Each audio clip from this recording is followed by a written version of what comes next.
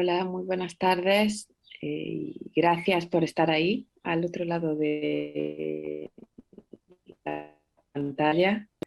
Gracias también a los organizadores de este congreso tan necesario para nombrar lo que no se ha nombrado desde hace muchos años. Y como lo que no se nombra no existe, ha habido muchas mujeres, muchas poetas, muchas escritoras científicas que han permanecido silenciadas o olvidadas para seguir con el nombre de este congreso. Mi propuesta hoy aquí es recuperar del olvido, recuperar del ostracismo impuesto a una figura que últimamente se está reivindicando poco a poco gracias a la labor de personas como Remedios Sánchez.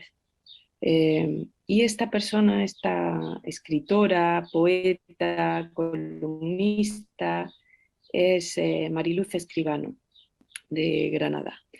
Hoy voy aquí a desgranar su tarea como articulista, como columnista en los medios de comunicación, y me voy a centrar en su etapa más prolífica en artículos, que fue la etapa del Diario Ideal de Granada. En el Diario Ideal estuvo casi 40 años escribiendo artículos de diferente índole. Ella ha sido reconocida como autora clásica del año en el año 2021, y su primer libro de poemas, Sonetos del Alba, fue publicado en 1991, pero su labor como articulista se remonta a los años 70, ¿no? El primer artículo que encontramos, de hecho, en Ideal es del año 1979. Sus artículos están recopilados en 4 volúmenes. Uno es Ventanas al Jardín, publicado por Extramuros en el año 2002, El Ojo de Cristal por Dauro en 2004, Jardines Pájaros por Comares en 2007 y Escuela Libertad por Zumaya en 2010. Sin embargo, yo para la elaboración de una investigación en la que estoy embarcada me he ido a las fuentes primarias, a estos artículos de Ideal, al archivo de Ideal, y el primero que encontramos es, como decía, el 1 de diciembre de 1979, que quiero aquí compartir con ustedes.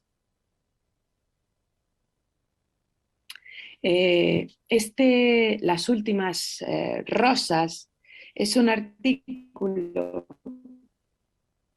que Mariluz Escribano escribe sobre el estado en el que se encontraba la Casa Molino de Ángel Ganivet, y cómo la labor de una mujer, esto lo vamos a encontrar como una común en sus artículos, la labor de una mujer había logrado preservar ese patrimonio. Concretamente, Lucía López Ganivet, la sobrina política del escritor, y Mariluz Escribano dice: mientras ella vivió, el molino fue un hogar cálido y amable para centenares de muchachos y muchachas que desde los más remotos y dispares países acudían a nuestra universidad para realizar los cursos de extranjeros.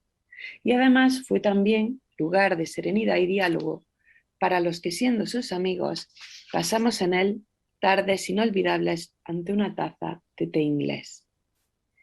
Escribano lo que denuncia, lo que lamenta aquí en este primer artículo, es que el molino se nos muere, decía, ante la indiferencia de todos y casi con el beneplácito de los que pueden hacer algo por él. Por eso alude a estas últimas rosas, que son las que crecen en el molino, de unos rosales que se enredan en el jazmín, en la glicinia y en la madreselva. Es decir, nos vamos a encontrar en sus artículos, este del año 79, algo que luego nos vamos a encontrar en su poesía mucho más tarde publicada, ¿no? ¿Qué tipo de artículos encontramos a lo largo de toda su trayectoria? Lo explica José Ortega Torres en el prólogo de uno de los volúmenes de artículos que mencionábamos, Jardines Pájaros, en el que Ortega Torres dice que vamos a encontrar desde inquietudes propiamente íntimas, donde el lirismo se acendra poéticamente, este primer artículo es un ejemplo, lo que él denomina una memoria íntima, hasta inquietudes aleccionadoramente ciudadanas, donde la denuncia se expresa sin paliativos, sin cortapisas, lo que él llama una memoria colectiva. Vamos a ir poniendo ejemplos de esta memoria íntima y memoria colectiva. Vamos a encontrar también, como resalta Remedios Sánchez en el prólogo en El ojo de cristal, a una columnista severa y mordaz con las irracionalidades políticas del día a día, sarcástica con los excesos que utiliza el poder para hacer perversamente las cosas y tierna y afectuosa con los más desfavorecidos. En esta memoria íntima, además del recuerdo de esta sobrina de Ganivet, vamos a encontrar continuas referencias a su infancia o juventud, con recuerdos de otoño, con árboles como los arces, los encuentros en la huerta del Tamarit, el tranvía amarillo de Granada, la antigua estación de tren, un silencio añorado, pero en su opinión perdido, las gaviotas y el mar, la casa deshabitada del abuelo, entre otros muchos otros. También vamos a encontrar muchas defensas de la educación pública. Tenemos un artículo publicado el 23 de mayo de 1980 titulado Querida Carmina, que ella dedica a su profesora de latín con motivo de su jubilación, en la que una columna en la que defiende la labor de todas aquellas mujeres que han luchado por una educación pública, por los maestros. Y ella escribe en esta columna, por ejemplo, hay algo que en las personas que como usted han dedicado su vida al magisterio no pueden morir ni desvanecer nunca. La certidumbre de que siguen siendo necesarias e imprescindibles en la ejemplaridad de su magisterio para todos aquellos que fuimos sus alumnos y ahora hacemos guardia en las aulas difundiendo una cultura y un saber que recibimos de nuestros maestros. Aquí también tenemos una columna que se llama Una mentira más, que ella publica el 21 de septiembre de 1979, también en el diario Ideal, en el que la escritora se queja de una noticia publicada por Televisión Española, difundida por Televisión Española, sobre el comienzo del curso escolar, que dice la televisión pública que se desarrollaba con absoluta normalidad. Y de forma sarcástica, Mariluz Escribano escribe: esa absoluta normalidad, obviando la verdadera situación de los centros académicos. La normalidad en la apertura del nuevo curso escolar para los responsables de la educación en el gobierno debe residir, dice, por ejemplo, en las escuelas alojadas en locales insalubres, en bajos comerciales, en las escuelas sin espacios para campo de recreo, en las escuelas sin una biblioteca básica o sin posibilidad de utilizarla por deficiencias económicas, en aquellas que no tienen laboratorios de experimentación o en esas otras que no tienen no ya un equipo modesto de medios audiovisuales para un estudio racional de los idiomas extranjeros, sino ni siquiera un mal magnetofón para pasar unas cintas deterioradas por el uso, o en esas aulas prefabricadas que se improvisan, siempre se improvisa en este país. También en este artículo dice algo que podría ser actual, ¿no? Que es el ratio de alumnos por aula. Escribe: es el maestro y nadie más el que debe decidir con qué número de ellos su trabajo es más eficaz y cómo y de qué manera debe orientarlo en las clases sin normativas estrechas que coartan la libre iniciativa y espontaneidad tan necesarias en la enseñanza. En fin, estos son ejemplos de una memoria colectiva como ciudadana. Vamos a encontrar múltiples ejemplos de denuncia de la especulación urbanística que se estaba produciendo en su ciudad, en Granada. Ella escribe sobre sobre las amenazas en la colina de la Sabica, la colina donde se asienta la Alhambra, las amenazas en el Valle de Valparaíso, el Valle de la Alhambra, que ella acaba llamando en una de sus columnas Valcemento, y se posiciona como el azote de la clase política granadina, como parte de esa memoria colectiva que vamos a encontrar en muchas de sus columnas. También tenemos otro tipo de denuncia, quizá más general, como parte de esa memoria colectiva, dedicadas a las injusticias en general que ella ve no solo en su país, sino también en el resto del mundo. Son especialmente significativas las columnas que ella dedica a la situación de los niños. Tiene artículos titulados, por ejemplo, Los niños del hambre, el 9 de febrero de 2014, Los niños invisibles, el 9 de marzo de 2014, Los niños soldado, el 13 de septiembre de 2014, y Ailán y el mar, uno de sus últimos artículos que ella dedicó a este niño kurdo que apareció en las playas de Turquía, ahogado, después de intentar cruzar el mar desde Siria y buscar una vida mejor. Especialmente es especial traer aquí a colación un artículo de estos dedicados a los niños, porque en él vamos a encontrar a la poeta, que es Mariluz Escribano. Encontramos una descripción terrible, pero a la vez lírica, de los niños soldados que se ven obligados a portar armas en sus países. Voy a reproducirla aquí porque me parece que es de gran belleza. Los niños soldado, pequeños como almendras, que juegan al dolor de ser hombres curtidos y se alinean en filas con un fusil en la mano o una ametralladora, están acostumbrados al escombro en las calles, a las trincheras de ladrillos, a sus casas derruidas, al ruido metálico e infernal de las máquinas de guerra, a la soledad del hambre y a una familia desgraciadamente huérfana.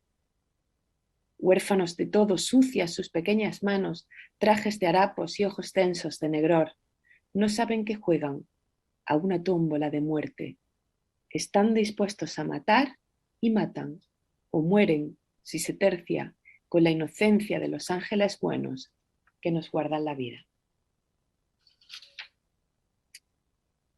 Otra de las columnas dedicadas a los niños es el último artículo que encontramos en el archivo de Ideal, que tenemos aquí, que se llama Los niños, los elefantes y los lobos, de 19 de noviembre de 2015.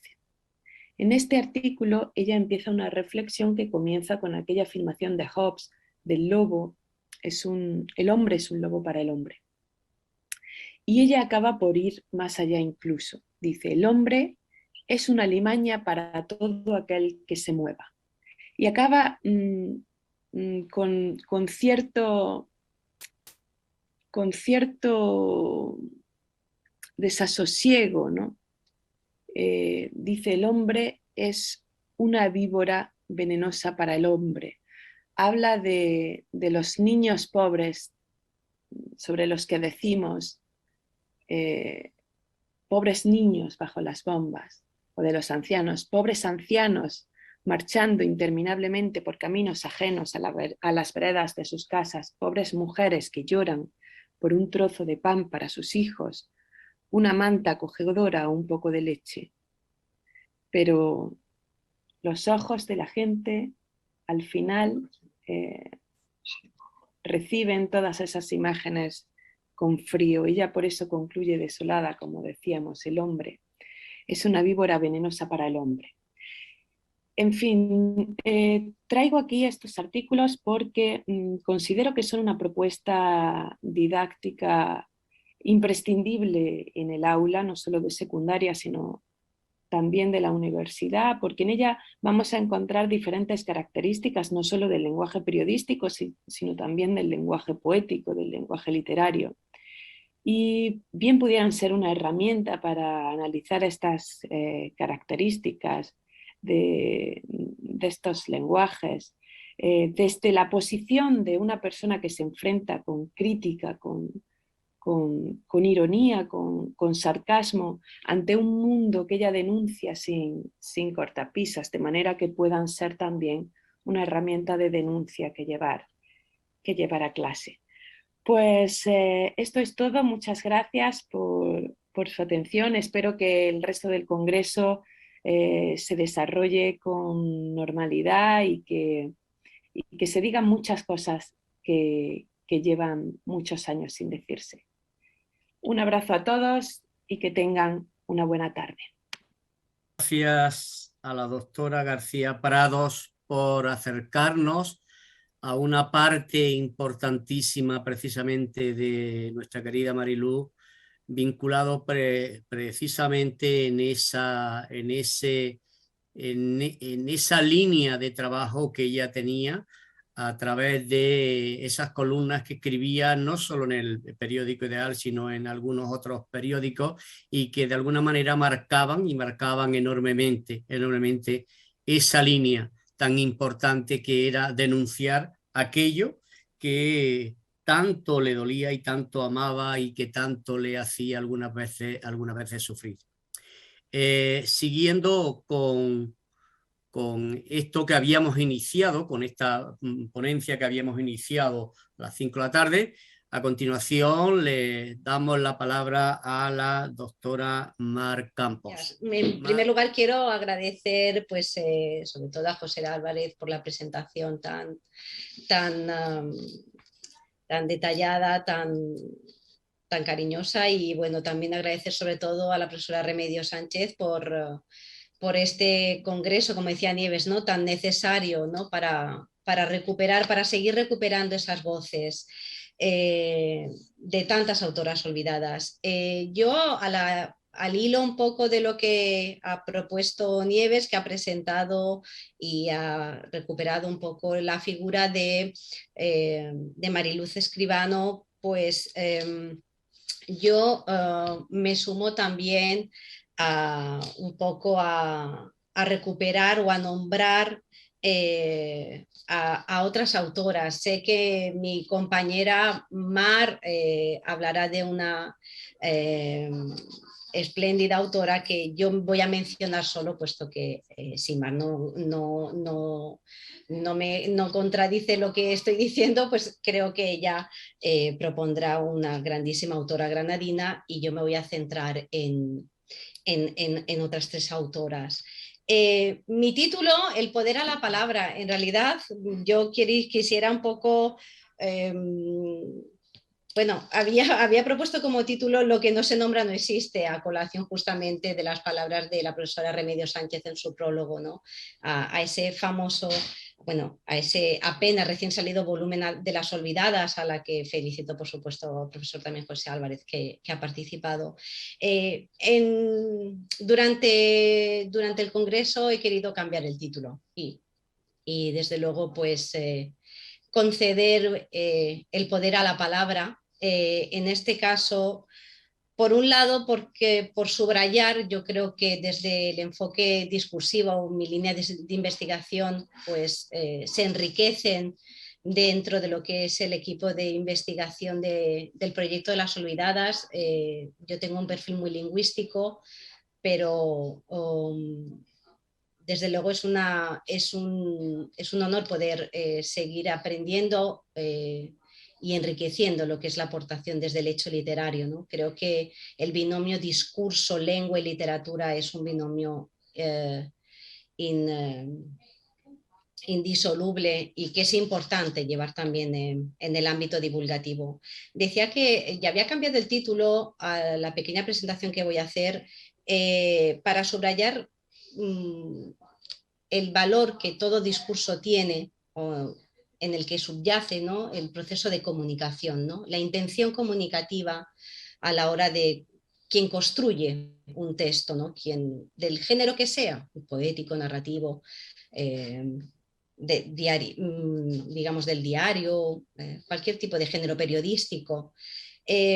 Pero al mismo tiempo yo creo que un poco como se ha ido hablando durante toda la mañana, es importante subrayar que lo que no se nombra no existe y efectivamente sigue habiendo una necesidad de nombrar. Esta mañana María Rosal hablaba de unos datos esperanzadores sobre la integración, ¿no?, de la figura de la mujer en el canon escolar. Y en mi caso, que yo me ocupo del ámbito académico, del ámbito universitario, concretamente de la enseñanza de lingüística o de lengua española a extranjeros, creo que también es importante asumir ese compromiso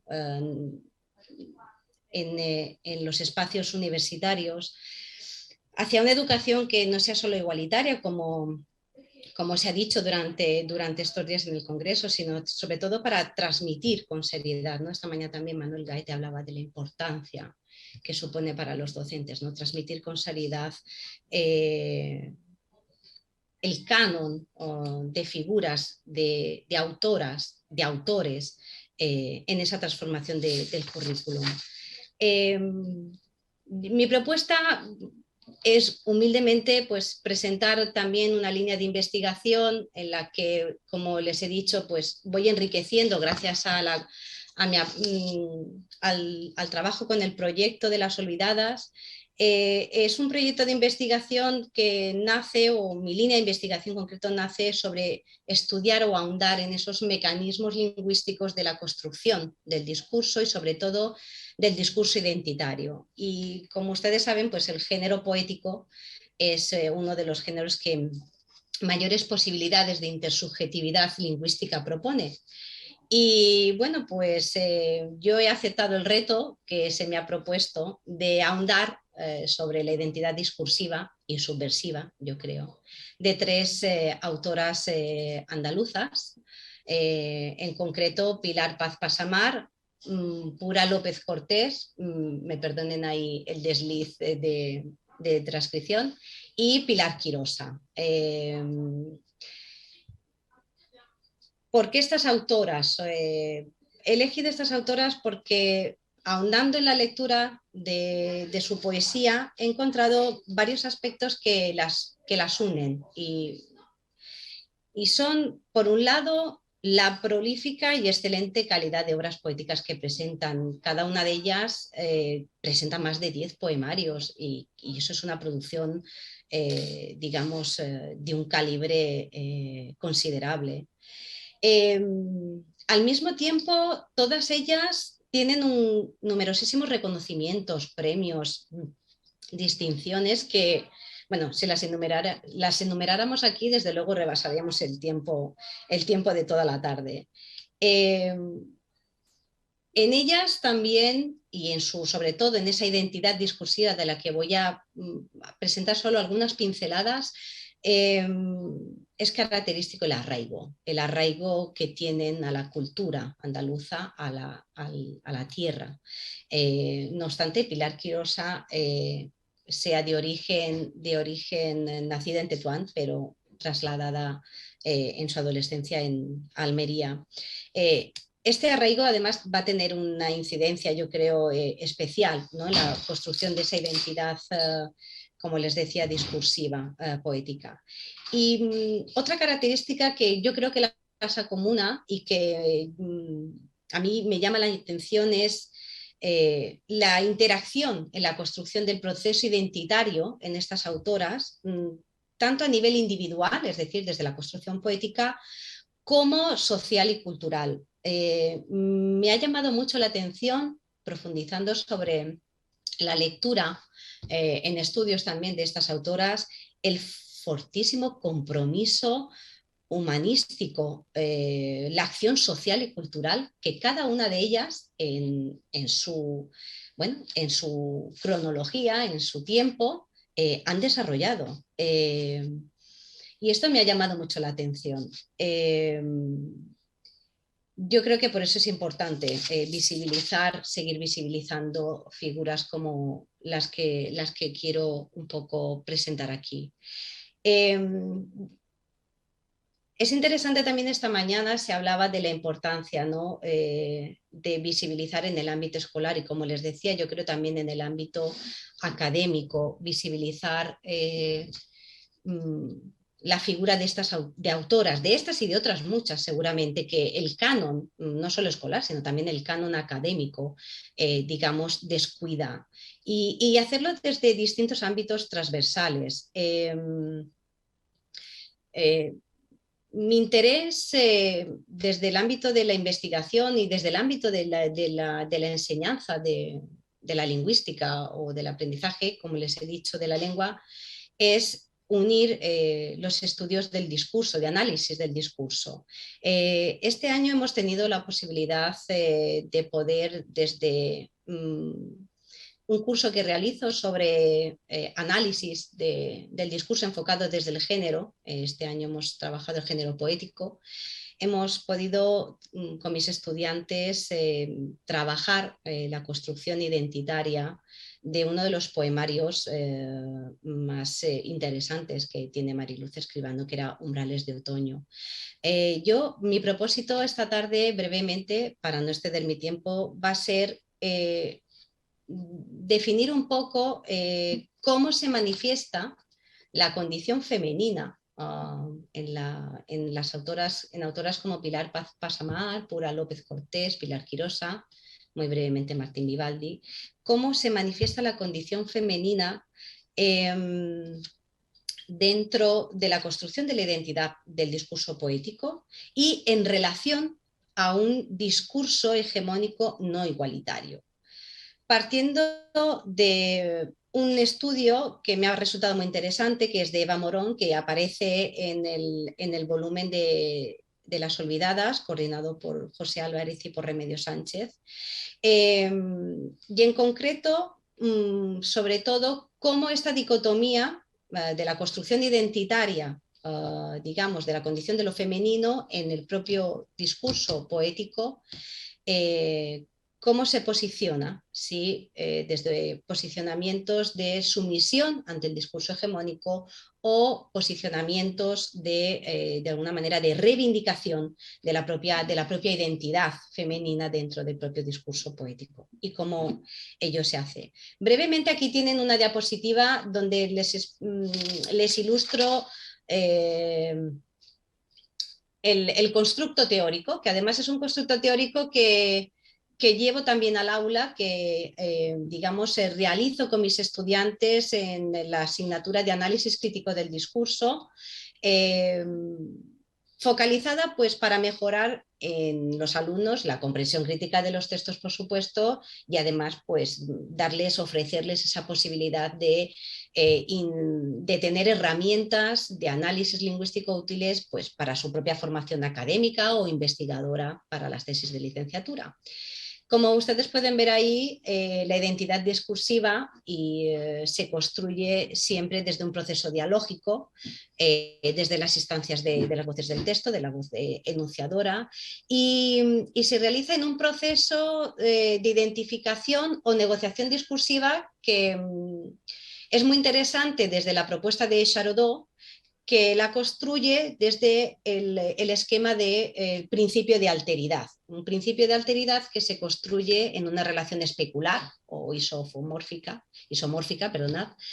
a través de las nociones de proximidad y distancia. Es decir, nosotros cuando construimos un texto, o las autoras o quien sea, incluso un post en Facebook, lo hacemos siempre pensando en la alteridad, pensando en nuestro enunciatario, y normalmente según el posicionamiento de aquello que estamos construyendo, digamos del tópico o de nuestra intención comunicativa, nosotros nos vamos a posicionar siempre hacia una inclusión o una distanciación, neutralización, ¿no? Que, como ven ustedes aquí, asume estrategias lingüísticas, digamos, específicas.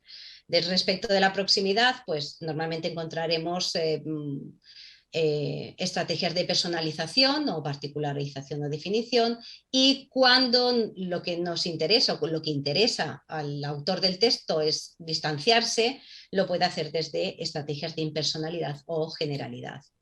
Muy brevemente, no voy a detenerme en Elena Martín Vivaldi, puesto que, como les adelantaba, presumo que será la profesora Mar Campos quien nos va seguramente a ofrecer una panorámica excelente de lo que será la escritura de esta autora granadina. Pero en función al tópico que yo les decía que hemos investigado, que estamos trabajando, es decir, cómo construye esta autora, digamos, la condición femenina, su condición femenina dentro del discurso poético, respecto del discurso hegemónico, digamos, no igualitario, que supone el canon tradicional, el canon patriarcal. Sí que me gustaría simplemente señalar cómo gran parte de la crítica coincide en que los tópicos poéticos que utiliza Elena Martín Vivaldi trascienden la condición suya femenina y se centran en una dimensión existencial. Son tópicos que reconducen al marco de las ausencias, la soledad, la tristeza, la frustración, etcétera, etcétera, que nosotros analizaremos con más calma de cara a una posible publicación. Pero Eva Morón, la profesora Eva Morón, asevera con gran acierto cómo la crítica tradicionalmente de alguna manera ha tratado los temas de Elena Vivaldi como temas de lo femenino, cuando de alguna manera en un análisis discursivo lingüístico se aprecia ese valor de la figura, de la escritura o de la palabra, por eso el título del poder a la palabra, como un ejercicio de autoafirmación de la propia existencia y también del propio ser poético más allá. Por tanto, posicionándose realmente no en oposición, pero sí en reivindicación ante lo que era el discurso hegemónico. De Pilar Paz Pasamar, porque no me quiero, digamos, dispersar mucho, como ustedes ven, ahí es la poeta que desde luego ha sido incluida, reconocida en el canon en el siglo XX. De hecho, su poesía se ha traducido en muchas lenguas, entre las que el italiano, el árabe, el francés, el chino. Y leyendo el prólogo a la antología de Pasamar, La Nunca Poseída, editada por Manuel José Ramos Ortega, en ese estudio crítico me ha llamado mucho la atención, a la luz también de la lectura de algunos poemas de Pilar Pasamar, cómo también la condición de lo femenino, su condición de mujer, se construye en un proceso identitario y discursivo poético, también a través de símbolos o de tópicos universales y que trascienden esa condición femenina. Y lo hace, curiosamente, las autoras María del Carmen García Tejera y Ana Sofía Pérez Bustamante coinciden, que son las estudiosas de Pasamar, coinciden en que esa trascendentalidad o esa trascendencia hacia los símbolos universales responden a una exigencia también de comunicar la propia experiencia vital. Y uno de los poemas que me han llamado mucho la atención y que me han tocado es el que ustedes ven en pantalla, que es el de Palabra, que está en el poemario de Sofía. Es ya un poemario ya escrito en su madurez, donde ella es consciente que su condición de mujer y las vicisitudes personales que ella ha vivido, desde luego trascienden dentro de esa construcción de la propia poética discursiva. Respecto al discurso hegemónico, Pasamar, yo creo que la poesía de Pasamar me gustaría profundizarla mucho más, pero ella, desde esa visión también existencialista que comparte con Vivaldi, que yo creo que va a compartir también con las autoras que les presento esta tarde, se construye desde luego también en un segundo momento, subrayando esa fuerza vital, el valor de la palabra, como catarsis, como recuperación de reivindicación de esa figura femenina, de la condición del femenino ante el discurso hegemónico. Sigo muy brevemente con Pura López Cortés también, destacar la cantidad, la profusión en sus poemarios, la cantidad también de antologías, de implicación social y cultural, sobre todo del hecho literario, ¿no? Su preocupación vital, ¿no? Como define Manuel Gaete en su estudio sobre ella, sobre su poesía, que trasciende desde luego y que ocupa toda su construcción poética. Su labor divulgativa como docente me ha llamado también mucho la atención. Me parece asombrosa la implicación que Pura López ha mantenido durante toda su trayectoria con sus estudiantes, y eso se destaca en numerosos estudios que he podido leer sobre ella.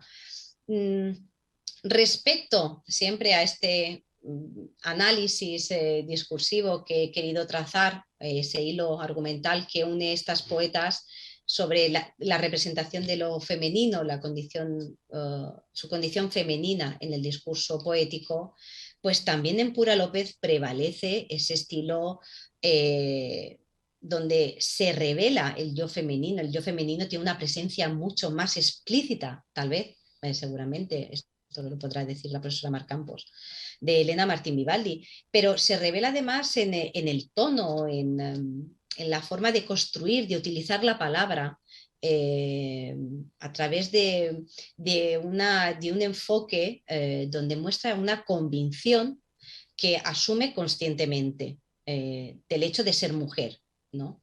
Y desde esa condición de cuestionamiento de ser mujer, ella se proyecta a través de la escritura y de la palabra también para conocerse. Con lo cual nos situamos también ante un discurso o, digamos, la proyección de esa esfera del femenino hacia la condición existencial o humana, no propiamente de lo femenino, sino hacia un discurso mucho más generalizador, donde yo creo que en todas estas autoras lo que prevalece y lo que yo creo que les es claro a través de lo que yo he podido leer es que para ellas no existe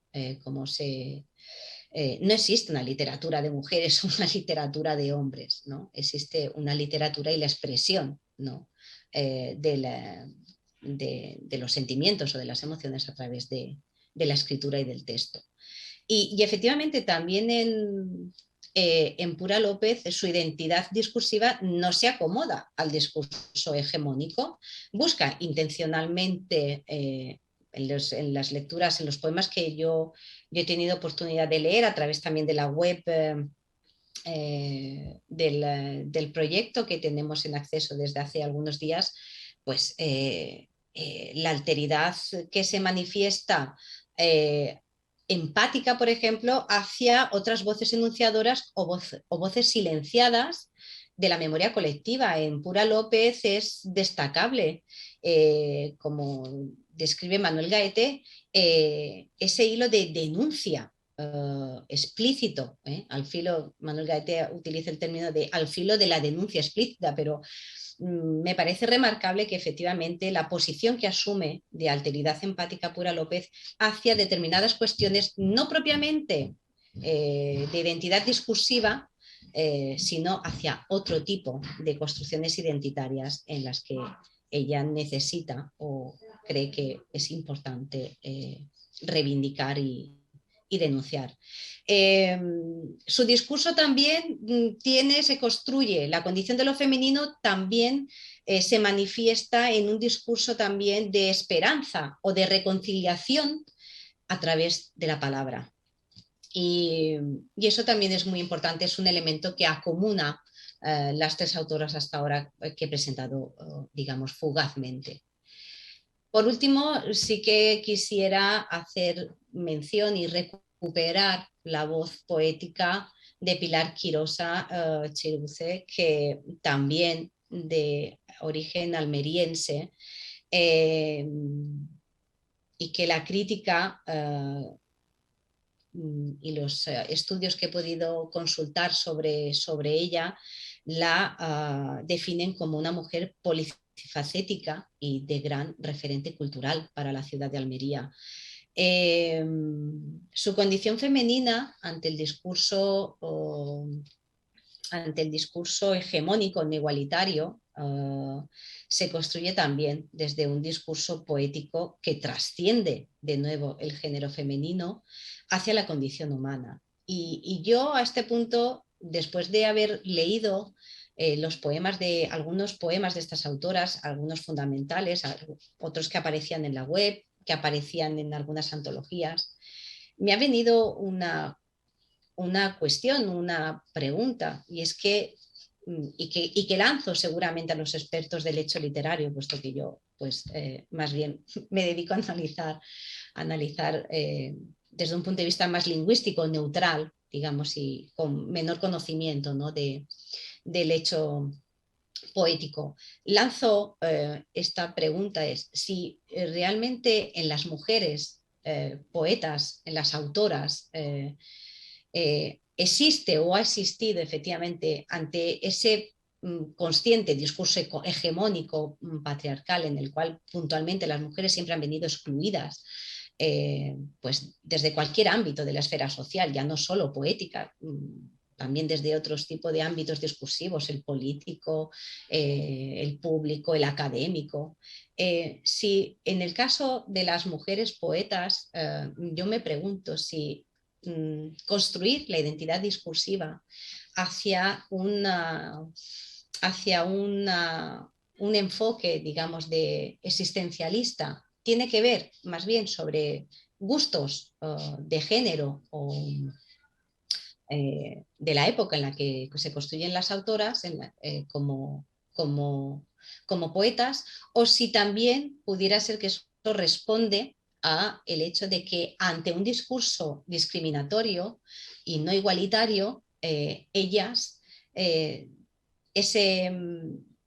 reconstruyen su identidad femenina, digamos, generalizando en la condición humana. Esta es una pregunta que me gustaría que los expertos del hecho literario y poético pues, me pudieran iluminar, sobre todo porque sería de gran ayuda para la línea de investigación que me gustaría llevar con estas autoras. Para cerrar sobre Pilar Quirosa, pues la característica de su identidad discursiva es es la plasmación, la existencia también de esa condición humana, pero que en Pilar Quirosa es especial el cuidado que ella utiliza a través del paisaje exterior como una interiorización recurrente de su condición existencial interna, como señala Manuel Gaete también en su estudio muy acertado sobre la poeta.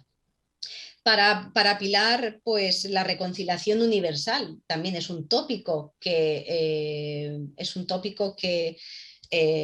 necesario para la construcción propia de esa semiótica poética que caracteriza su identidad discursiva. Yo creo que he sido, no sé si muy rápida, tal vez, respecto a todo lo que en estas semanas yo he podido leer y sobre todo recrearme la lectura de estas autoras. Les decía al principio que mi contribución pues, se centra sobre todo en ofrecer reflexiones desde el enfoque discursivo para llevarlas también al ámbito académico. Mi compromiso, no solo como parte integrante de un proyecto donde personas de una excelente calidad profesional y sobre todo humana forman en el proyecto de Las Olvidadas, pero mi compromiso o mi aportación es siempre también desde el aula. Creo que es importante, aquí les reflejo como última diapositiva para cerrar, pues parte de ese proyecto de lingüístico, de análisis del discurso que llevo en la Universidad de Nápoles con mis estudiantes de máster. Ahí tienen pues, la posibilidad que pudimos realizar sobre Mariluz Escribano en el primer semestre y la importancia que debemos asumir también en el ámbito académico y universitario para seguir nombrando no solo poetas, sino también todo tipo de autoras que han sido silenciadas en los distintos ámbitos, tanto artísticos como literarios, como poéticos. Creo que sea importante recuperar esos espacios de visibilización, que sea importante invertir en un proceso de formación escolar, como se hablaba esta mañana, tan importante, porque efectivamente son las primeras etapas, las decisivas para construir ese gusto, ¿no? por la lectura, pero también el ámbito académico debe ser un espacio de recuperación. Y sobre todo cuando, por ejemplo, nos dedicamos a la formación de profesores. En mi caso, el 60% de los alumnos que pasan por mis aulas van a ser futuros profesores de lengua española, de lengua o literatura española extranjera. Y es importante también que se construyan currículums personalizados en las universidades y que partan desde esos intereses del alumnado y otros intereses también, y que no sean solo, pues, por ejemplo, como en nuestro ámbito más limitado en el exterior, que muchas veces el ámbito de la literatura, pues, o bien tiene el protagonismo en el siglo de oro, o bien se cierra, como se decía esta mañana, en la generación del 27. Más allá de la generación del 27, pues parece ser que no haya literatura, con lo cual ya en el caso de la reivindicación de las autoras, pues se hace todavía más difícil.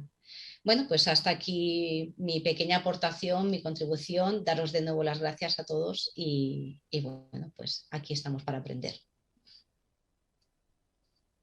Muchísimas gracias, doctora Leal Rivas. Ha sido una exposición magnífica, magnífica, sobre todo para aquella gente que no estamos algunas veces muy familiarizados con este tipo de trabajar, sobre todo ese discurso vinculado con esa identidad poética. Pero es interesante. Luego después en el debate yo sobre todo por esa necesidad de querer aprender, le voy a hacer algunas apreciaciones para que usted, si lo tiene bien, me conteste. Continuamos con la doctora Mar Campos. Muchas gracias. A ti siempre. Perdóname que te haya tuteado, pero como compañero de grupo de investigación y como compañero para de nada, este campo, para nada. Al contrario. es un placer. Es un placer. Es un placer. Gracias. Doctora Hola. Mar Campos. Sí. Un placer recuperarla. Bueno, muchísimas gracias, Pepe, José Álvarez, muchas gracias por la invitación a ti o a usted. Estamos con usted que nos cuesta trabajo un poquito. Y, muchísimas gracias a usted y a la profesora Remedios Sánchez por la invitación a participar y, bueno, mis disculpas, por favor, por lo que ha ocurrido al principio con internet, y no sé ahora mismo si a mí se me ve o no se me ve, porque llevo una pantalla negra. Sí, Mar, se te ve perfectamente, gracias. Perfectamente. Yo no me veo, pero tampoco me pierdo nada, así que, bueno, si les parece voy a comenzar. Voy a comenzar para que no se alargue mucho esto. Nadie hablará de nosotras cuando estemos muertas.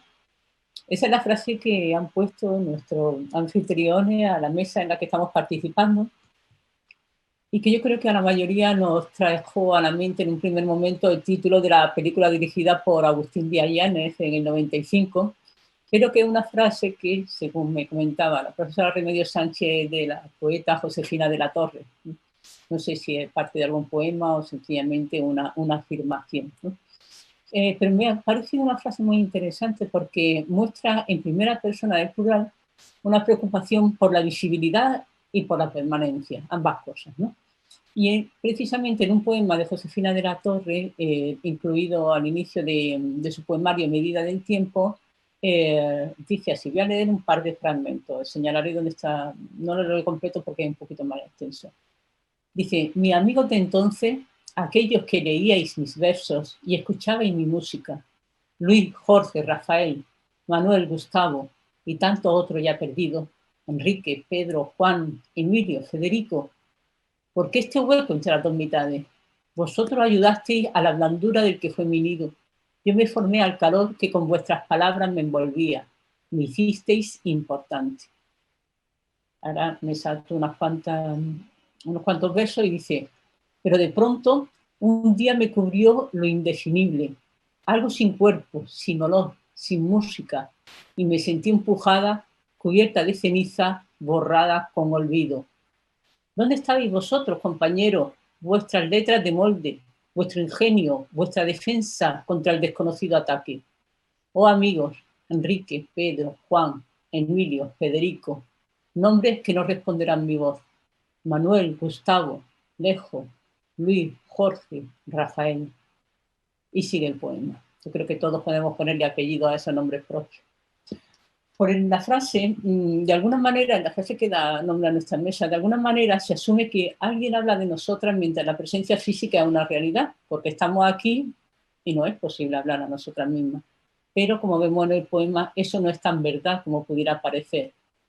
Es cierto que cada una de esas poetas de las que hemos venido hablando, en su vida activa fueron con frecuencia más o menos célebres en sus ciudades y que contaban incluso en ocasiones con una, como pasaba en el caso de la granadina Martín Vivaldi, con una corte de jóvenes poetas, hombres y mujeres, que lo escuchaban, consultaban y compartían lecturas con ellas. Es decir, se hablaba de ellas. Se decía igual si fumaban o llevaban pantalones, igual que se hablaba de la excelencia de sus versos o de los nuevos libros que publicaban. Pero lo que se plantea aquí es el después, cuando desaparecen las personas y solo entre comillas, quedan las obras. Obras firmadas con un nombre de mujer. Porque es conocido y se ha mencionado en numerosas ocasiones cuántas veces una mujer firma con nombre de hombre, ¿no? Y a estas sí las conocemos, como Fernán Caballero o en otros países como George Sand, incluso muy recientes. Todos sabemos que J.K. Rowling se hizo, aunque ahí no va explícito el nombre, pero con la intencionalidad de que pudiera parecer que era un hombre el autor, ¿no? O ha habido también casos extremos en los que directamente se firmaba con el nombre del marido, como el de María Lejárraga, ¿no? Que a él sí que se le conocía bien, a Gregorio Martínez Sierra.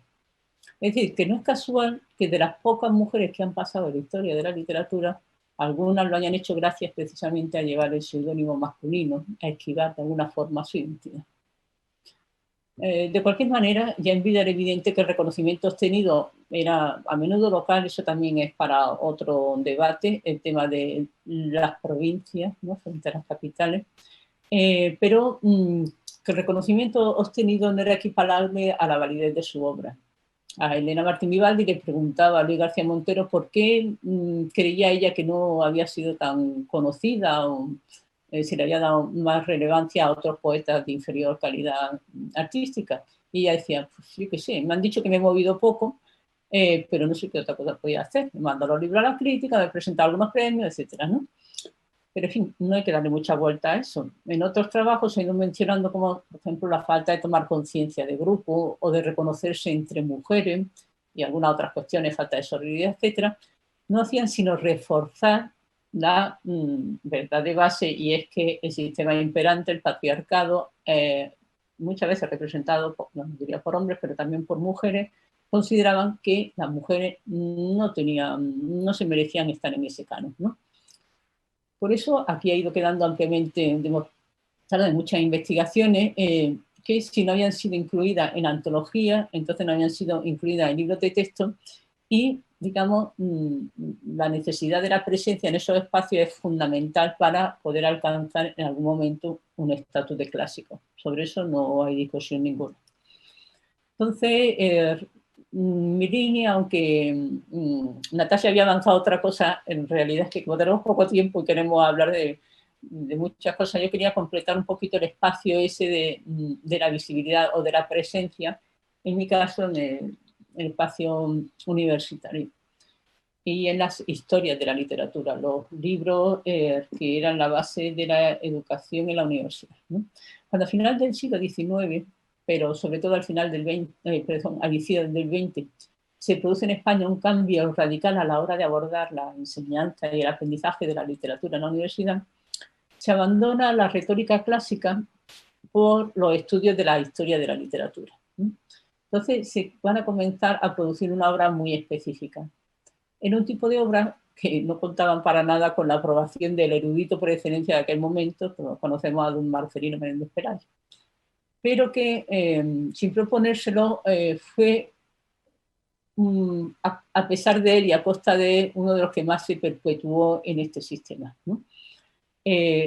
Este investigador se vio comprometido a realizar un prólogo que fue como un listado de ideas propias en realidad en torno a lo que era la literatura y lo que tenía que ser, ¿no? Y mostraba en el mismo prólogo un temor sobre esta nueva obra, esta historia de la literatura, que venían a copiar algo que ya se estaba haciendo en Europa. Y su gran temor era que fueran a suplantar el papel investigador y docente de cada profesor. Es decir, su independencia y su juicio crítico, que comenzaba precisamente para él en la selección personal de obra. Es decir, él, el prólogo, cuando uno lo lee, se nota que lo hizo a disgusto. Pero bueno, tenía que aportar algo positivo, ya que había, digamos, accedido a hacerlo, y entonces incluía una reflexión sobre que estas obras podían ser interesantes en un sentido, en presentar multitud de fuentes para atraer a los lectores y también para mostrar un camino a los docentes al aportar o recordar obras y autores olvidados. Volvemos a tener, presentar, recordar, la importancia de la presencia, de la memoria, ¿no? Así arrancaría en España una tradición de estudios de las manos de un hispanista alemán, Fitzmaurice Kenny. Le seguirían muchas más, de carácter más o menos ambicioso, pero muchas de ellas se van a ver afectadas de lo que tanto temían Menéndez Pelayo. Es decir, con frecuencia se repetían una y otra vez las presencias de los mismos autores, y aquí estoy usando un plural no genérico, con la ausencia prácticamente absoluta de mujeres. Como presencia única en muchas ocasiones, bueno, en algunas ocasiones, se aparecía Rosalía de Castro y a veces la Pardo Bazán. Y con mucha frecuencia esta historia de la literatura primera y las más importantes en los estudios de filología en las universidades son las que iban a dar pie a las selecciones de antología y posteriormente a los libros de texto para secundaria y bachillerato, como esta mañana comentaba María Rosa. Entre ellas, querría mencionar la historia de Balbuena y Prat, de 1937, que se conocía en el ámbito universitario como el Balbuena. Y es una de las más interesantes y personales, porque rompía en muchos casos con los criterios de Menéndez Pelayo, pero es muy interesante también ver que, he dicho la fecha, 1937, o sea, había sido escrita durante la República. Posteriormente tuvo varias revisiones posteriores en las que la censura hizo que reculara en distintos criterios, los suavizara, los matizara, incluyera algunas personas de una manera un poco forzada, etc. Pero bueno, el caso es que tenemos tanto la de 37 como las demás para cotejarlas y hablar así de distintos aspectos. Pues no va a ser hasta la edición de años 50 cuando Balbuena incorpore a Rosalía de Castro y además le dedica muy pocas líneas. Y cita también a Carolina Coronado. No quería dejar de pasar este momento sin leer la visión de Balbuena sobre las mujeres escritoras, que queda bastante expuesta en la definición que hace de Emilia Pardo Bazán. Y dice, comienza la cita: como Santa Teresa, era de un temperamento esencialmente varonil, aunque no exento de ternura. Le atraían los libros épicos de la Biblia y no sentía curiosidad sexual. Motivos, todos, más propios de un muchacho que de una joven. Pero no faltan las notas típicamente femeninas, como la atracción por las mariposas de varios colores. Fin de la cita. Bueno, ahí está, porque es para hablar de ella. Estoy hablando, además, de una de las obras más valientes e innovadoras, que tuvo muchísimo peso en los estudios universitarios. Y bueno, quería leer otra cita sobre este mismo tema, que es una breve nota sobre las mujeres escritoras, y dice, empieza la cita: la galantería y la justicia obligan a este apartado. En realidad el apartado es sencillamente que recoge, nombrándola apenas, a Josefina de la Torre, a Ernestina de Champusín y a Concha Méndez. Otro caso de historia de la literatura, pero muy diferente y en cierto sentido sorprende el de García de Andoín, que era el más conservador de los manuales jesuitas que se manejaban también en la universidad, ¿no? Además, muy ambicioso porque su título decía Literatura Nacional y Extranjera, ¿no? Incluye a algunas mujeres y la incluye como un escritor más. Quiero decir, habla de Sor Juana Inés de la Cruz, de Rosalía de Castro, de Fernán Caballero y de Pardo Bazán, y a toda ella le dedica un espacio similar al de los varones. O sea, la intercala con los varones en el periodo que se incluye. Y luego, al final de cada uno de los periodos, hace también un pequeño parrafito en el que nombra a escritoras o poetisas. Así. O sea, todo está obviamente conectado, ¿no? Si nosotros en un libro junto a Gabriel Núñez repasábamos 19 historias de la literatura que habían sido básicas en la formación de los docentes, ¿no? Todas ellas estaban realizadas por hombres. Solamente en una de las que recogíamos, que una historia muy ambiciosa de Guillermo Díaz Plaja, que se titulaba Historia General de la Literatura Hispánica, que incluía también todas, o sea, incluía la vasconce, la catalana, la gallega y la de Hispanoamérica, ¿no? Pues en esa obra, que ya se adelantaba a las obras que serían a partir de los años 70, porque tiene carácter de obra grupal, aunque cada autor firmaba su capítulo, ¿no? Reunía a 59 expertos. Muchos de ellos ya los conocemos de otras historias previas de la literatura, de sus propias historias personales que habían hecho. Pero de todos estos investigadores había solo 2 mujeres. Además, esta obra no gozó en su conjunto de gran interés para la crítica porque había mucha desigualdad entre los distintos trabajos, etcétera, y quedó ahí un poco una obra importante por lo voluminoso, etcétera, pero para la crítica no alcanzó así ningún interés especial. Con todo esto pretendo completar lo que ya sabemos, es decir, que la ausencia de unos lugares lleva a la ausencia de todos los lugares, ¿no? Y aunque tenemos muchísimo trabajo por hacer, hoy tenemos mucho trabajo por hacer porque esa inercia que se temía con el arranque de la historia de la literatura, que ya se la veía venir en el Pelayo, ha pervivido en muchos sectores del profesorado universitario, mucho. Nos basta, por ejemplo, volver hoy la mirada a los programas de los departamentos de filología o los de educación, a los programas de máster, por ejemplo, de profesorado, para ver que eso no ha cambiado tanto.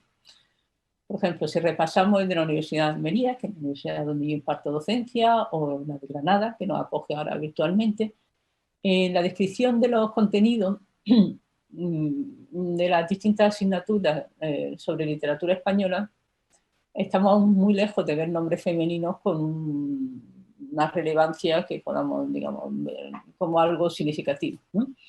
Por ejemplo, en la Universidad de Granada, la asignatura Literatura Española del siglo XX, poesía, ¿no? Pues en la guía docente solo aparece un nombre de mujer, un nombre muy querido, por cierto, Ángeles Mora, con todos los honores, está allí, y yo supongo que trabajarán más, pero digamos que solamente aparece ese nombre, ¿no? Hay otras iniciativas, por ejemplo, en la UAL, en el máster de secundaria, en la asignatura de especialidad, la enseñanza de la literatura, que es obligatoria también, tiene 4 temas. Y en el tercer tema, en uno de los apartados, se habla sobre la escritura en los currículums de ESO y bachillerato.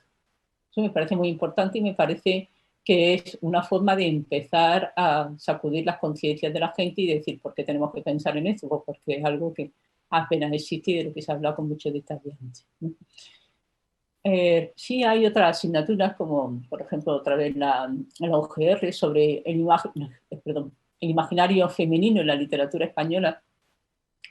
En este caso el temario no tiene nombre, pero buscando en la bibliografía sí que vemos que la inmensa mayoría de las obras teóricas están escritas por mujeres.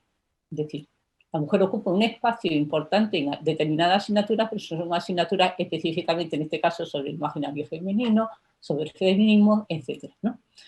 Entonces, en estas asignaturas, que son así más específicas, en este caso optativas, sí que la mayoría de las obras teóricas están escritas por mujeres, pero es un caso muy distinto al de otras asignaturas de literatura española.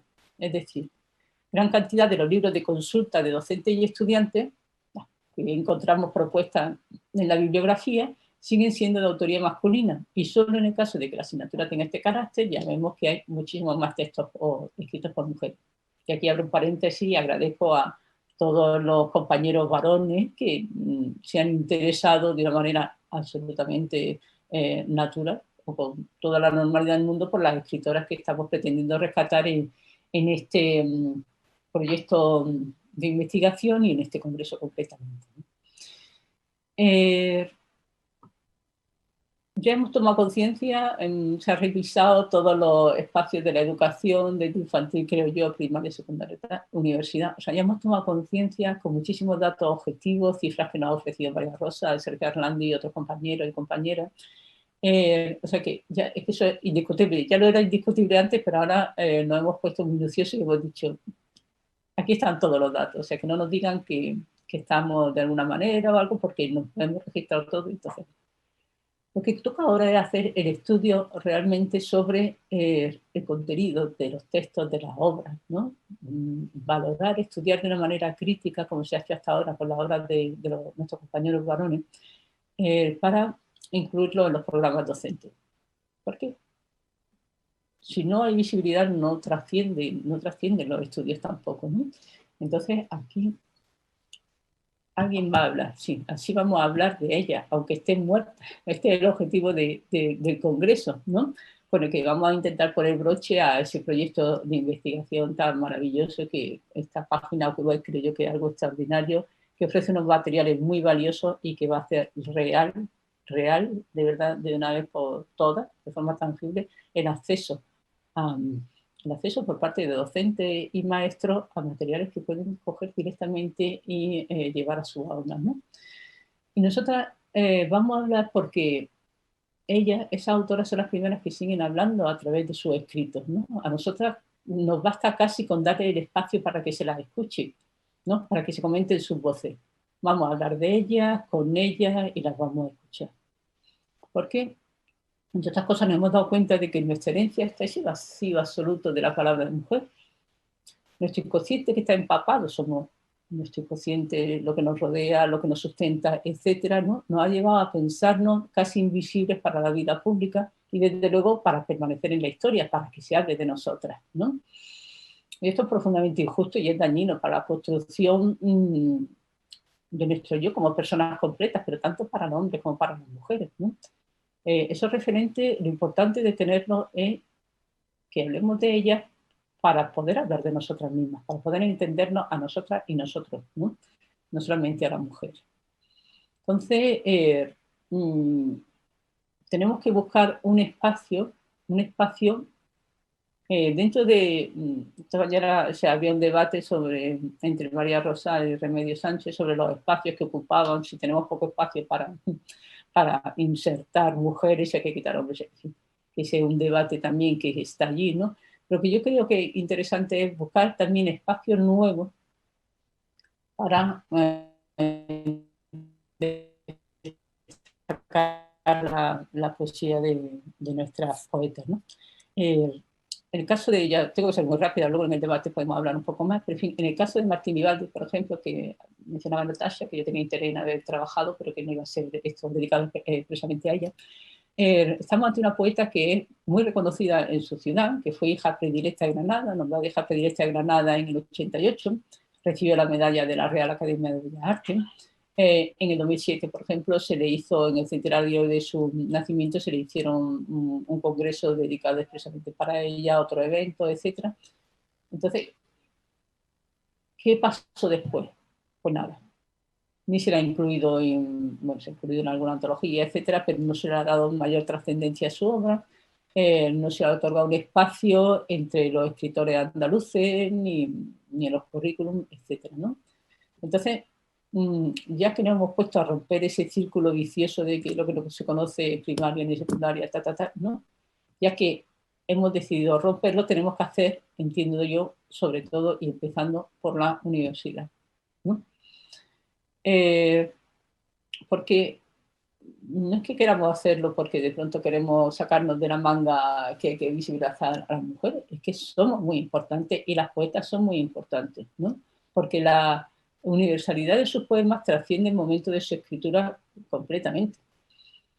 Y entonces podemos buscar en determinadas temáticas de la máxima actualidad hoy día, por ejemplo, el feminismo o la educación medioambiental, entre otros objetivos reconocidos entre los ODS, ¿no?, que aparecen en los versos de estas poetas con una fuerza enorme y que por eso mismo deben ser conocidos por todos. Entrar en nuestro sistema educativo, junto a otros hombres valiosos, obviamente, pero es que ellas son imprescindibles. Se me dicen que hablemos de ellas, pero es que vamos a salir todas y todos ganando con ellas. Por acortar, me aproximo muy rápidamente, cito apenas esto y en el debate podemos hablar más, de la figura de Elena Martín Vivaldi, por ejemplo, algo en desenlace o durante un tiempo, aunque podrían haber sido cualquier otra, por ejemplo, Marilú Escribano, Uceda, otras poetas que tienen una enorme valía para el acercamiento, por ejemplo, a una educación medioambiental. Es muy conocido ahora porque no llega a todo y no llega a los medios de comunicación, etcétera, la sensibilidad de los jóvenes hacia esta temática, ¿no? Tenemos allí el ejemplo de Greta Thunberg, pero también el ejemplo, como la figura de Enfadada, ¿no? Y luego está también la figura de Francisco Vera Manzanares, este niño colombiano que es una figura esperanzada, ¿no? Y otros que han hecho que gente muy joven se conmueva con estos temas, ¿no? Y que ellos también sientan que esa educación es muy necesaria, ¿no? O sea, eso no lo cuestionan, digamos, ni los adolescentes, ¿no? Entonces, sin hablar de cuotas, tenemos que estar y tal, yo creo que es un espacio real que habla de la vida, en la que la naturaleza juega un papel fundamental, porque en estos poetas, en los versos de estas poetas, es reconocida desde su propia subjetividad, ¿no? La naturaleza como sujeto, no como marco, no como algo que nos rodea, sino con entidad propia, ¿no? Y además, en la interacción que hay con la persona que escribe, que se siente traspasada vitalmente por la naturaleza, por lo natural, ¿no? Y esta apreciación no concebirse sin esa relación que encuentra lo natural incluso en lo más profundo de los espacios urbanos, que es una vía de escape, refugio, pero también de vida, de renovación, de inspiración. Es lo que estudia la ecocrítica y que podemos ofrecer a nuestros alumnos desde un enfoque totalmente novedoso. Voy a cerrar ahora porque veo la hora que no da tiempo casi nada, pero lo dejo aquí como que esta inquietud de los objetivos para el desarrollo sostenible, los ODS, nos pueden proporcionar espacios muy concretos, espacios que podemos llenar con la escritura de mujer y que ahora es el momento. Muchas gracias. Muchísimas gracias, doctora Mar Campos. Ha sido un placer escucharla de nuevo. Hacía ya tiempo que no había tenido yo personalmente la oportunidad de escucharla. Hace ya un tiempo que participamos en ese espléndido congreso que organizaron en Almería. Bien, si les parece, vamos a cambiar un poco el orden ahora en este pequeño debate que vamos a tener durante unos minutos y luego después dejaré también algún tiempo para poder descansar, para poder degustar después de ese de poesía que tendremos al final de la tarde. Para dejar descansar un poco a la profesora Mar Campos, yo quisiera compartir con todos ustedes, en relación con algunas cuestiones que se han recogido aquí.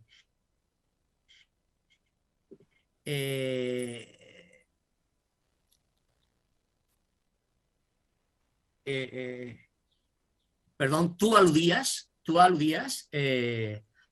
a esa identidad poética, a esa forma en la cual a través del análisis de ese discurso poético podíamos identificar, posiblemente a lo mejor yo lo he interpretado mal, cuáles son los rasgos que definirían esa identidad de cada uno de las autoras. De estos 2 días que llevamos trabajando, estamos viendo que el canon que prevalece es un canon eminentemente masculino, con algunas determinadas unas no determinadas, no, con muchas orientaciones desde el campo de lo político, desde el campo de lo social, etcétera, etcétera. Pero ¿cómo podemos construir esa identidad personal? ¿Cómo podemos construirla? Una afirmación maravillosa que la literatura ni masculina ni femenina. Efectivamente, la literatura, yo creo que en este sentido, quizás a lo mejor por mi parte, la literatura, en este caso, igual que la poesía, yo diría que en la cuestión de género, quizás a lo mejor me meto en un charco sin fondo, pero debe ser eminentemente universal. Habla también de la alteridad y darle esa oportunidad a aquellas que o a aquellos que han sido silenciados, que no han sido oídos. Pero lo que más me ha llamado la atención, lógicamente junto con todo con su discurso, es ese campo de esperanza que tú aludes en la última aportación que haces, en el cual aludes también que tenemos que crear espacios, igual que dice la profesora Mar Campos, espacios de visibilización, invertir en ese proceso de formación, sobre todo vinculado no solo en la educación infantil, primaria y secundaria, sino también en la universidad. ¿Por qué no en la universidad? En la universidad debemos de trabajar esos campos que algunas veces quizás precisamente por nuestra prudencia o quizás por esa mediatización que tenemos a través de esos programas, que son programas muy circunscritos a nuestra materia. ¿Y por qué no irradiar hacia otras transversalidades, hacia la formación de futuros docentes, a crear sinergias? Me encanta. Algunos de las personas que participamos en el proyecto y en otros proyectos que capitaneé. Sí. No somos de esta, y perdónenme la licencia con conocimiento de causa, que es un aprendizaje transdisciplinar inmenso, que teníamos que ponerlo en práctica, es decir, abrir un poco más ese foco,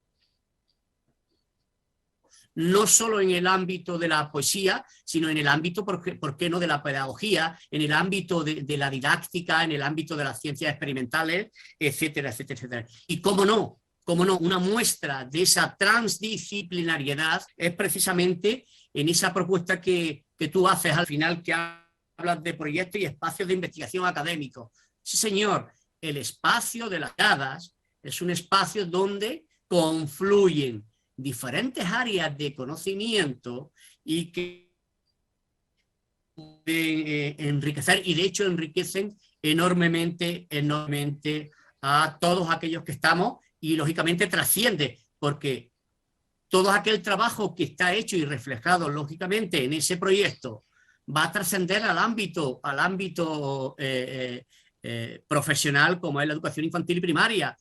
También había recogido la doctora García Prados de ese trabajo tan importante que hacía Mariluz Escribano, de recoger aquellas vivencias, aquellas creencias, aquello que vivía, aquello que es real, no ficticio. También es importante recogerlo, sino a partir de esas vivencias reales transmitirlo. No sé si con todas estas reflexiones que acabo de hacer me podría dar un poco de luz en relación con esa identidad, con esa capacidad de darle voz a aquello que está y aquello que de alguna manera se ha reconocido que tiene una altísima calidad, como señalaba mañana Manuel Gaete. Entonces, ¿de qué manera y cómo podemos construir, o de qué manera podíamos identificar a través de ese discurso, podíamos identificar precisamente esa identidad poética que nos diferenciaría por decirlo de alguna manera, de los demás. Profesora Leal, ¿tiene sí, la palabra? se oye. Sí, Es que, sí, gracias. Perfecto. Gracias, José. Perfecto. Gracias.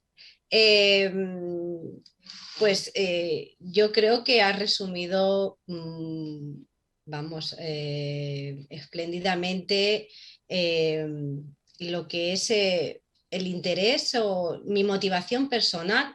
Tal vez creo que compartimos muchos de los que estamos aquí, sobre todo fundamentalmente la necesidad de aunar el interés personal, en mi caso, interés personal, interés investigador e interés divulgativo, como apuntabas tú y que también sobre todo lo señalaba en la intervención de la profesora Nieves García, el espíritu que tenía Mariluz Escribano, pero yo creo que el espíritu que tienen numerosas autoras, innumerables, yo diría, es justamente el de buscar ese espacio de reconocimiento, no tanto de reconocimiento, sino un espacio en el cual poder, digamos, conformarse el propio discurso, aportar seguramente al mundo con el propio discurso, sea poético, sea político, sea social, sea cultural. La selección de las autoras que he trabajado para esta vez nacen también de ese espíritu que inicialmente,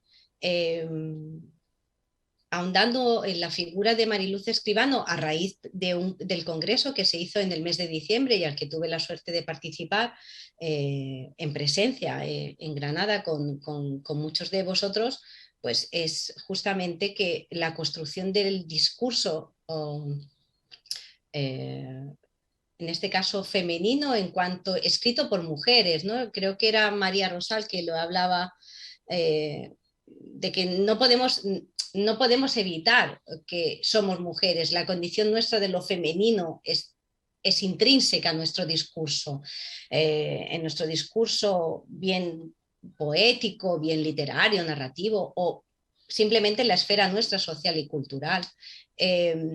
Y es a través de esa construcción del discurso que nosotros proponemos nuestra identidad. El constructo teórico de análisis crítico del discurso, pues lo compartimos con otros muchos especialistas de la lengua. Yo creo que es importante, como has dicho tú, las sinergias entre el ámbito de la lengua y la literatura son fundamentales. Creo que no se puede entender una sin la otra. O sea, el aprendizaje de la lengua o la enseñanza de la lengua no se puede entender sin la literatura y viceversa. Y hay veces que también, por ejemplo, pues también en Italia, pero no sé cómo sucederá en España, pero están muy aisladas las áreas. Lengua es una cosa, literatura es otra. Cuando yo creo que es importante buscar ese cruce de miradas, ese cruce de disciplinas, ese cruce de enfoques, porque es ahí justamente donde no solo enriquecemos la visibilización de espacios artísticos o literarios o de figuras y otro tipo de discursos, sino que lo que estamos enriqueciendo es nos estamos enriqueciendo como personas en la construcción también social. Entonces, un poco también lo decía Mar, la profesora Mar Campos, ¿no? Es importante construir esos espacios nuevos donde como mujeres buscamos siempre también esa identificación del discurso para poder tener de alguna manera la creación o la construcción del diálogo con el otro. Es como si hubiera una necesidad desde el punto de vista de la lectura de las poetas que he presentado esta tarde muy brevemente, pero que desde luego tengo todo el interés de ahondar, digamos, teóricamente y mucho más a fondo. Encuentro una identificación no solo desde un punto de vista, o sea, encuentro una identificación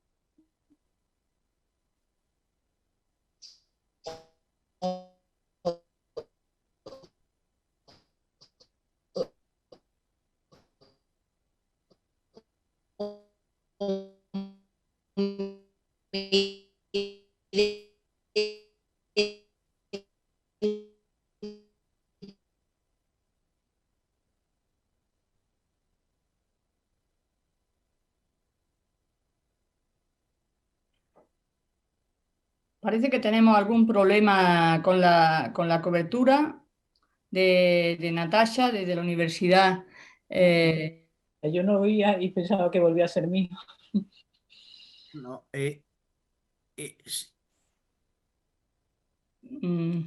Natasha, Natasha, profesora no Leal, se te escucha. Creemos no que la debe ser algún- escuchamos. ¿Sí? Ahora sí, Vale, perdón. se había perdido un poco. Es que he tenido un apagón antes de empezar y no sé, tengo un poco la línea así. No sé si, no sé si a lo mejor la respuesta es muy vaga también, José, sí, pero yo creo que la escritura, el ámbito de la escritura en sí, es un ámbito, es un espacio de liberación. Tanto desde un punto de vista personal, social, cuando escribimos también en las redes sociales, cuando comunicamos con personas, tal vez porque yo vivo en la distancia, ¿no? Desde hace tantos años, ¿no? Ya son casi 20 años que estoy en Italia, y tal vez el poder de la palabra, por eso que yo cambiaba el título de lo que no se nombra no existe, y es verdad. Desde el punto de vista del discurso es esto. No pretende ser un discurso feminista, pero lo que no se nombra no existe. Y entonces es importante dar ese poder a la palabra. Y el poder a la palabra para mí es darlo en esas esferas en las cuales yo creo que puedo dar mi pequeña aportación. En el ámbito personal, pues en mi interacción con mis estudiantes en la universidad, con mi familia, educando a mi hijo dentro de valores que forman parte de escuchar al otro, escuchar las posiciones que son distintas a las tuyas, ¿no? Desde el espacio femenino, porque efectivamente seguimos sin tener esa visibilización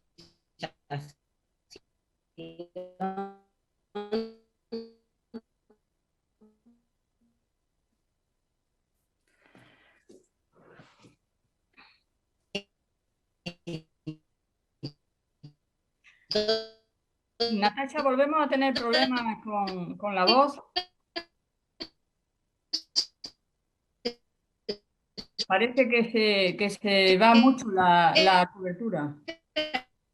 En la universidad parece que tenéis algún tipo de problema hoy con la cobertura.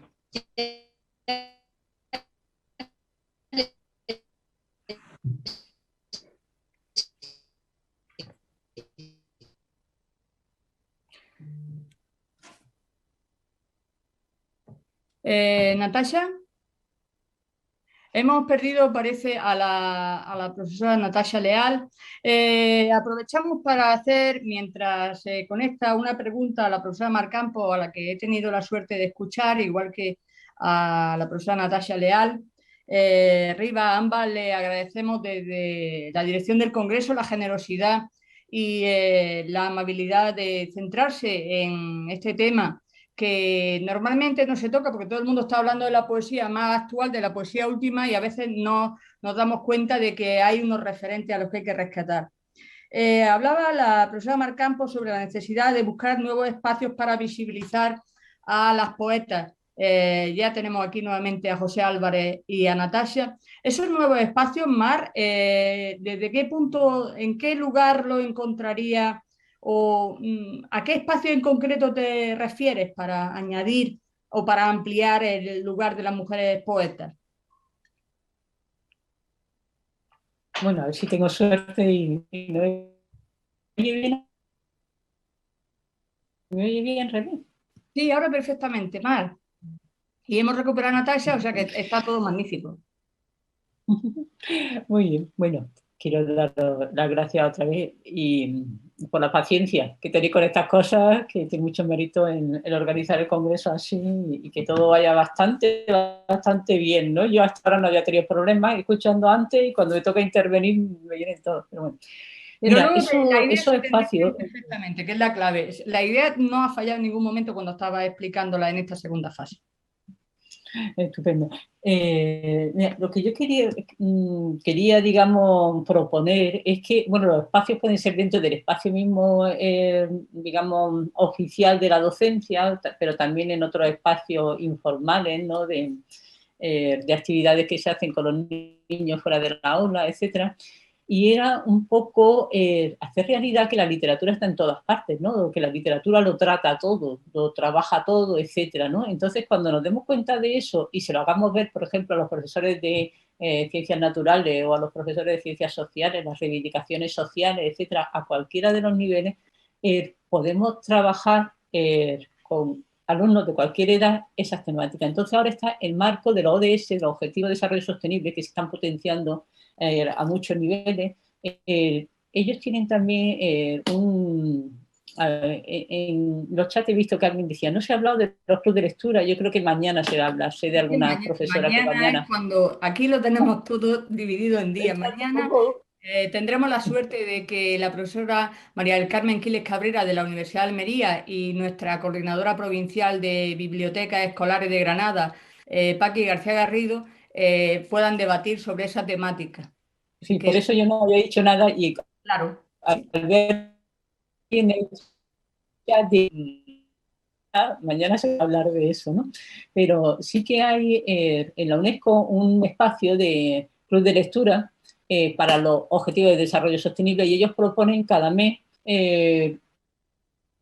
dentro de ese marco que no haya llegado a casi ningún espacio. Nosotros estamos trabajando con la Biblioteca del Motril, con la Anunciata Vinuesa, que está haciendo un trabajo formidable, pero son como unos libros que proponen ellos, ¿no? Que muchas veces, desde mi punto de vista, literariamente no son lo ideal. Yo no creo tanto en que haya que tener un libro escrito para que se vea esto, como aprovechar libros en los que trasciende ese sentimiento, por ejemplo, de la ecología, ¿no? Esos poemas, en este caso la poesía también es un género que tenemos que rescatar, y entonces hacer una selección, una propuesta, e incluso mandarla para la UNESCO. Es decir, creemos que ahora en español, porque no todos los libros son iguales en todos los idiomas, se trabaja en 6 idiomas diferentes, pero yo he visto que los ingleses son unos, los españoles, algunos coinciden, pero otros no. Y entonces allí se podía hacer, ¿no? Y luego con ese marco, con ese paraguas de algo que está también desde la UNESCO, poderlo ofertar a los centros o, digamos, proponerlo, ¿no? Y entonces ya, si lo estamos haciendo nosotras, hacerlo directamente con textos de mujer.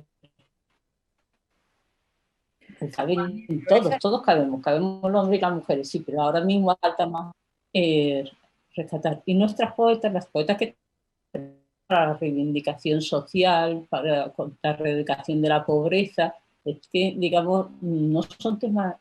Yo sí, la construcción de la identidad femenina y tal, pero tampoco, digamos, que conscientemente hay una construcción de la identidad masculina, ¿no? O tal, que ellos tengan que reivindicar o defenderse. ¿Por qué lo hacemos así, no? Entonces las mujeres yo creo que, bueno, exponemos lo que somos, ¿no? Y somos la mitad de la población, ¿no? Y lo que sí es cierto es que las mujeres hablan de todos los temas también, y pueden tener un enfoque igual, diferente, mejor, peor, ¿no? Pero lo que es importante es que se conozca y luego podamos seguir trabajándola y la tengamos como opción, porque lo malo de ahora mismo es que no se tiene como opción porque no se conoce. A mí me parece que la página, lo he dicho antes, está quedando fantástica porque es que es muy accesible, es muy clara. No lo digo porque lo esté haciendo una persona a la que tengo profunda admiración, aparte de amistad, sino porque realmente es que está quedando muy bien. Está quedando un sitio donde acceder, verlo, conocerlo, trabajarlo con distintos niveles educativos y probar que funciona. Entonces, yo en ese sentido es lo que decía, construir en esos espacios nuevos que vamos a hacer, que antes José Álvarez decía sobre crear sinergias, ¿no? Trabajar distintas áreas de conocimiento. A mí me parece que eso cada vez se está promoviendo más y eso es nuestra oportunidad para meter desde el principio ahí la escritura de las mujeres y en concreto la poesía. Sí. Muchísimas gracias, Mar. Natasha, es una gran suerte que tú hoy puedas estar aquí porque ha sido maravilloso escucharte hablar a propósito de cómo tus alumnos están trabajando en la aula la poesía de Marilú Escribano y ver además esos resultados tan magníficos. Me gustaría preguntarte ya casi a título personal para aprender y para aplicar también en mi aula, ¿cómo has conseguido que una autora que pertenece a una segunda lengua sea acogida de esa manera tan afectuosa, es decir, que hayas conseguido interesarlo de una manera tan rotunda por unas circunstancias históricas, sociales e ideológicas tan diferentes a las suyas. Es decir, ¿cómo has metido el componente cultural de una manera tan clara? Pues buenas tardes, Remedios. Pues bueno, poner a Mariluz escribano en las aulas universitarias italianas no ha sido para nada difícil. Al contrario, es más, como os decía antes, el hecho de que aquí pues, el ámbito de la literatura se cierra o digamos se circunscribe a la edad de oro, básicamente en los programas curriculares de la literatura, de los grados y bueno, menos de los másteres, en el máster más el siglo XX, pero el siglo XX siempre se cierra pues casi en la generación del 27, un poco el exilio, Carmen Laforet y Martín Gaité y bajémonos del carro ya, es decir, entonces lo principal es el interés de los estudiantes. Yo creo que subestimamos el ansia de conocimiento que tienen los estudiantes. Yo creo que los estudiantes pueden pecar de otras muchas cosas, pero cuando se les propone cosas nuevas, cosas que efectivamente tienen que ver con valores, con el propio conocimiento o el experimentar sobre ellos mismos también, ¿no? Yo creo que la poesía, como se ha dicho en estos días, yo creo que la poesía es uno de los géneros que mejor transmiten la intersubjetividad. Y en los estudiantes, en los niños, sobre todo en primaria, como se ha dicho esta mañana, ¿no? En el ámbito escolar es un género que es fundamental introducirlo para construir, ¿no? También esos procesos de identidad social, cultural y personal de los niños y de los estudiantes. Pero es que en las universidades pasa lo mismo. Y yo creo que la universidad es un espacio que abandonamos desde el punto de vista de las alfabetizaciones de todo tipo, no solo con la escritura, sino también con el interés por despertar el intertexto lector, ¿no? Los clubs de lectura, ¿no? De los que se hablarán mañana seguramente, pues claro, tienen un foco muy importante también en las universidades, es decir, ahora mismo también en el centro lingüístico, porque claro, me preguntabas, ¿y por qué los estudiantes han tenido una acogida? Pues también porque tengo una materia que se llama análisis del discurso desde el enfoque de género y yo decido desde qué género vamos a trabajar la construcción de la identidad discursiva, ¿no? Entonces, pues bueno, pues hace algunos años trabajamos el género de la entrevista oral, donde tuvimos la posibilidad de conocer, bueno, pues autores de origen magrebí, porque vamos a trabajar el discurso, el análisis del discurso en un género que es la entrevista oral, pero ¿de quién? Pues de autores magrebíes que utilizan como lengua de creación artística el español o el catalán o el gallego, ¿no? Claro, eso es un interés mío personal, Remedios. ¿Vale? Es decir, es a mí que particularmente esa experiencia es la que yo quiero transmitirle a los estudiantes. Luego los estudiantes, claro, la acogen pues porque para ellos es algo nuevo y les complementa y les enriquece. Y yo creo que por eso pues tiene buena acogida, no solo Mariluz, sino sobre todo cuando lo que se transmite es determinados tipos de literatura o de género que no están acostumbrados, por lo menos en el exterior, en el ámbito internacional. Por eso es importante que desde el ámbito nacional, pues como decía José Álvarez, es importante desarrollar también esos contenidos, los espacios, y Mar también lo decía, ¿no? Enfocarse ahora a los contenidos, a investigaciones de contenido, pues para que den su fruto. Y el ámbito académico en eso creo que puede aportar. Pues muchísimas gracias, Natasha. Ahora ya el profesor Álvarez cierra esta sección para que hagamos ese descanso de 10 minutos después de escuchar a tres ponentes brillantísimas y luego volvemos. Profesor Álvarez, cuando quiera. Muchísimas gracias, amiga y querida doctora Sánchez. Quiero pedirle disculpas a los compañeros, a los participantes que están conectados esta tarde porque hemos tenido una pequeña bajada precisamente de esta línea, de esta banda que tenemos de internet, que muchísimas veces nos juega precisamente esas malas pasadas en el momento.